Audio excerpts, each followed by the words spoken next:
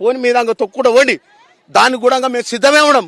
చూద్దాం. ఊరు బిడ్డ కానీ ఇక్కడ పాలమూరు బిడ్డ పులి బిడ్డ అని అంటాడు. మీకోసం నేను డెవలప్మెంట్ చేయడానికి ఏం దాకానైనా పోతా అంటాడు. గెలవక ముందు అన్నాడు సార్, గెలిచినాక మమ్మల్ని వెళ్తుడు. గెలవక ముందు మీ పులి బిడ్డను మిమ్మల్ని అండ చూసుకుంటా, మిమ్మల్ని రైతులను చూసుకుంటా, మీకు అండ ఉంటా, మీకు అన్నలాగా ఉంటా, మా పుట్టిన పిల్లల్లాగా చూసుకుంటా నేను అని చెప్పిండు. రేవంత్ రెడ్డి చెప్పిండు, ఎమ్మెల్యే చెప్పిండు, అందరు చెప్పారు. చెప్పిండు, మేము నమ్మినాం. ఇప్పుడు నమ్మినందుకు ఇప్పుడు మమ్మల్ని కలుపుతుండు. అంత పడంతరం గాని మేము ఈడంగా పోతే మాత్రం సార్ ఇంతమంది రైతులు ఒక్క రైతు కూడా మిగిలాడు, ఒక్క రైతు కూడా మిగిలాడు, ఒక్క రైతు కూడా ఉండడు. శవాల మీదకెళ్ళి బొందలు పెట్టుకుంటా రోడ్ వేసుకొని పోవాలి వాడు.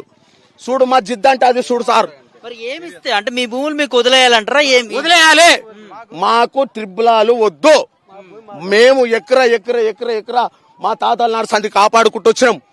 మేము దాని మీద శివాయి తప్పించి బతకలేము. ఆ ఎకర పోయినాక మాత్రం మేము చచ్చిపోతాము. ఇది మాత్రం పద్ధతి కరెక్ట్. మాకు అవసరం లేదు. వాడు ₹1 ఇచ్చా మాకొద్దు. వాడు 1 ఇస్తే రేపే అయిపోతాయి.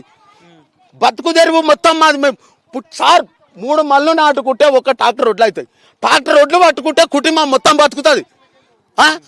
సంవత్సరం తింటే సార్ వాడిచ్చిన పైసలు 10 రోజులు ఉండవు సార్, 10 రోజులు ఉండవు. ఏం చేసుకుంటావు? 10 లక్షలు ఇస్తాడు. బంగారం కొందామా అనిపోతాం, బట్టలు కొందామా అనిపోతాం, బుల్లెట్ కొందామా అనిపోతాం, టీవీ కొందామా అనిపోతాం, ఏళ్ళు కొంగురం కొందాం, అవి అయిపోతాయి. మేము వదలము. మాకొద్దు అని డబ్బులు వద్దు, అని పైసలు వద్దు. మా పొలం మాత్రం మాకు గ్యారంటీ కావాలి.